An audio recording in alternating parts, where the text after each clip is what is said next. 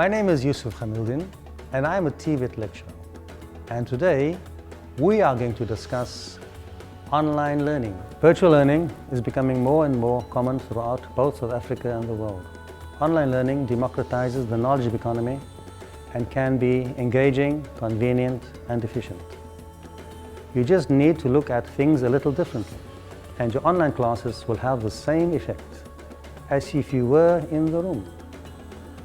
First off, facilitating an online learning session requires a little bit of technical know-how. Of course, you will need a computer and stable access to the internet. Internet stability is vital in order for you to keep students' attention.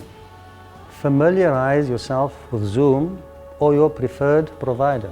And if you require technical assistance, use a producer to help you construct your classes. Zoom has several convenient options that can help you effectively manage your class. You can share your screen, share documents, engage with students in private chats, and broadcast messages to breakout rooms. Breakout rooms allow you to continue teamwork tasks by splitting students into different breakout rooms and managing their task progress individually. Once they have completed their task, all students can return to the main interface to present. So, for example, use the breakout rooms as an opportunity for students to have one-on-ones with their fellow classmates. Split your class into groups of 2 and ask each breakout room to debate an issue. This forces students to engage as they cannot hide away on the main screen.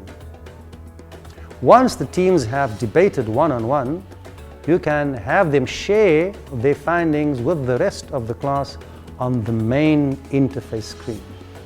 Keep your students engaged by posting polls and questions in the main chat box. The chat box allows for an interaction that in-person learning doesn't, and that is the opportunity for shyer participants to get involved. It also means that you can get constant feedback from the class while you are presenting, or while students are presenting or engaging in an online activity. Students can also be given access to use annotation tools to highlight or select images on shared screens. For example, you can share a screen with correlating words and images and ask students to connect the word to the image by using the annotation tool. You need to see interfaces like Zoom as an opportunity to be creative. Virtual training requires a different type of engagement. So it is useful to bear the following in mind when hosting your virtual class. Clearly define your purpose. Make it clear to all participants exactly what the intent of the class is. Set expectations. At the beginning of the lesson, outline what will be required from the students during the course of the class. If anyone in the group is not speaking, advise them to mute the mic. It is an online courtesy to have your mic muted during Zoom session unless you are speaking.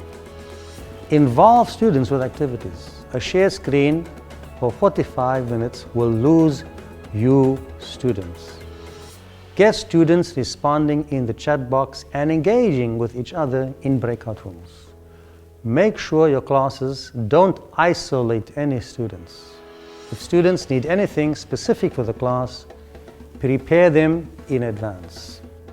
So let's look at an example of another online activity. Let's say the topic of the day is money management.